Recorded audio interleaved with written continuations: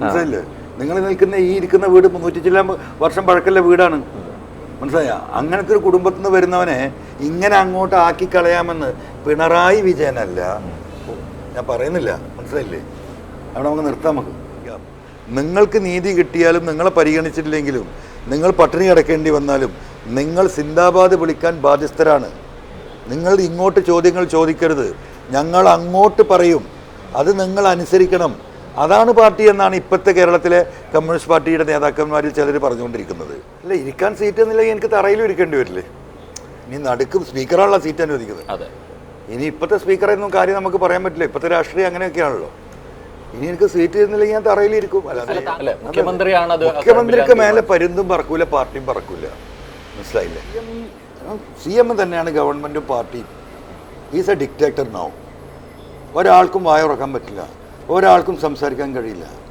അദ്ദേഹം വളരെ ചെറിയ ഒരു എന്താ പറയുക, ഈ ADGP അജിത് കുമാർ, ഈ പറയുന്ന P ശശി, പിന്നെ റിയാസ്, അദ്ദേഹത്തിൻ്റെ മകള്, പിന്നെ 1-2 ആളുകളുണ്ട്, ഞാൻ ഇപ്പോൾ പറയുന്നില്ല, ശരിയല്ല. അവരുടെ മാത്രം ഒരു സർക്കിളിൻ്റെ ഉള്ളിലാണ് അദ്ദേഹം ജീവിക്കുന്നത്. ആ പറയുന്ന ഒരു ഭാഗത്ത് P ശശിയും മറുഭാഗത്ത് ADGPയും പറയുന്ന രാഷ്ട്രീയവും ഈ നാട്ടിലെ സംഭവവികാസങ്ങളും മാത്രമേ അദ്ദേഹത്തിന് അറിയുള്ളൂ. അതിനപ്പുറമുള്ള അദ്ദേഹത്തിന് അറിവില്ല. റിയാസിൻ്റെ പരമാണ്. റിയാസ് ആ പ്രകാശം വർദ്ധിപ്പിക്കാനുള്ള ഒരു പ്രവൃത്തിയിലേക്കല്ല പോയത്.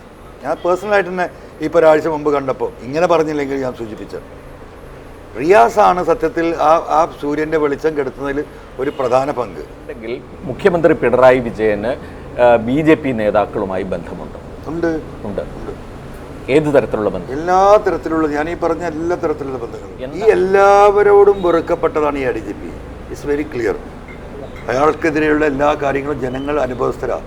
പോലീസ് സേനയിലെ DYSP തൊട്ട് SP-മാരുൾപ്പെടെ എത്ര ആളുകൾ അവരെ കണ്ണീര് കുടിപ്പിച്ച് അവരെ കുടുംബം കുളം തോണ്ടിച്ച, എന്താ പറയുക, ഒരു സാഡിസ്റ്റ് നൊട്ടോറിയസ് ക്രിമിനലാണെന്ന് പറയുന്നു.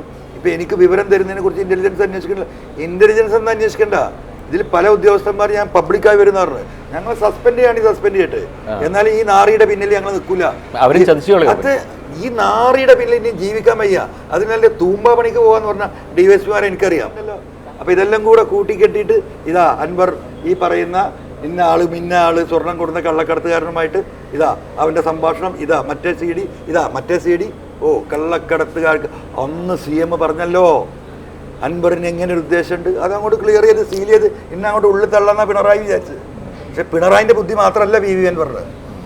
അതുകൊണ്ട് ആ പണിയെടുത്തിട്ട് ഇന്ന് അവിടെ കൊണ്ടുവരണ്ട്, മുഖം മറച്ചിരുത്തി മഹത്വവൽക്കരിക്കുകയാണെന്ന് പറഞ്ഞു. ഇന്ന് മുഖം നല്ലോണം തെളിഞ്ഞിരുന്നല്ലോ, മീഡിയ വൺ കൊടുത്ത സ്റ്റോറിയാണ്. അതെ, മുഖം നല്ലോണം തെളിഞ്ഞിരുന്നല്ലോ, കേരളത്തിലെ ജനം കണ്ടല്ലോ.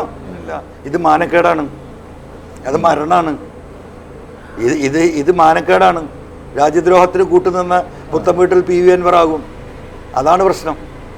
കൊല്ലുന്നെങ്കിൽ അവർക്ക് ഒന്നോട്ടെ, അത് പ്രശ്നമില്ല. എൻ്റെ മക്കളിവിടെ ഉണ്ട്, നിങ്ങൾ വിളിച്ചു ചോദിച്ചേക്ക് ഇപ്പോൾ വിളിക്കണം, അത്രേ ഉള്ളൂ. അതിൽ വിഷയമില്ല. അപമാനപ്പെടുത്തി കൊല്ലരുത്. നേർക്കുന്നിലാണ്. ഇപ്പോൾ കുഞ്ഞാലിപ്പോൾ വെടിയേറ്റ് മരിച്ചത് നിലമ്പൂരിലല്ല അല്ലേ? കേരളത്തിലെ ഇന്ത്യയിലെ ആദ്യത്തെ അനുഭവം എന്ന് പറയുന്നത്. എന്താ രണ്ടാമതൊരു MLA വെടിയേറ്റ് മരിക്കൂലേ? എന്താ ഉണ്ട എനിക്ക് കയറൂലേ? അത് പോട്ടെ, ആരിലൊന്നും വരാന്ന്. ഈ പറയുന്നവരൊക്കെ ഇതിൽപ്പെട്ടവരല്ലേ? അന്താരാഷ്ട്ര ക്രിമിനൽ സംഘല്ലേ ഈ അജിത് കുമാറും ഈ സ്വർണ്ണ റാക്കറ്റും എന്ന് പറയുന്നത്. ഇനിയിപ്പോൾ എന്താ അടുത്ത പാർലമെന്റിൽ ഒരു ചോദ്യം വരും. പാർലമെന്റിൽ ഇന്ത്യയിൽ ഏറ്റവും കൂടുതൽ ക്രിമിനൽ കേസുകൾ ഫയൽ ചെയ്ത ജില്ല ഏതാണെന്നൊരു ചോദ്യം വരും. ഇവിടെ ആ ഉദ്ദേശിച്ച റേഞ്ചിലെത്തുമ്പോൾ മലപ്പുറം ജില്ല. എവിടെ മലപ്പുറം ജില്ല? കേരളം. എന്താ ജില്ലയുടെ പ്രത്യേകത?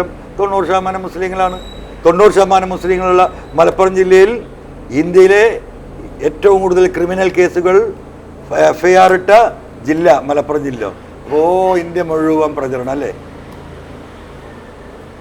എന്താ ഈ പാർട്ടീസ് ഒന്നും കാണാത്തത്? എന്താണ് CPM ഇത് പരിശോധിക്കാത്തത്? ഇത് ചാപ്പ കുത്തല്ലേ?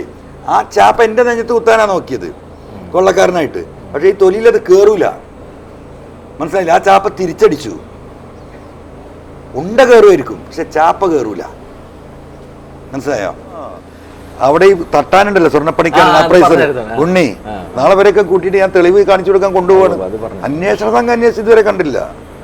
നാളെ മലപ്പുറത്തെ പത്രക്കാരെയും കൊണ്ടിട്ട് മറ്റേ പ്രോപ്പർട്ടി ഒന്ന് കാണിച്ചു കൊടുക്കണം. ഒരു 5-6 വർഷം മുമ്പ് വരെ ഈ ഓടക്കുഴലിൽ ഇങ്ങനെ ഫൂ എന്ന് പറഞ്ഞ ഊതിനെ തട്ടാൻ ഹെലികോപ്റ്റർ ഇല്ലാന്നേ ഉള്ളൂ. ഒരു കള്ളക്കടത്തും ഇല്ല.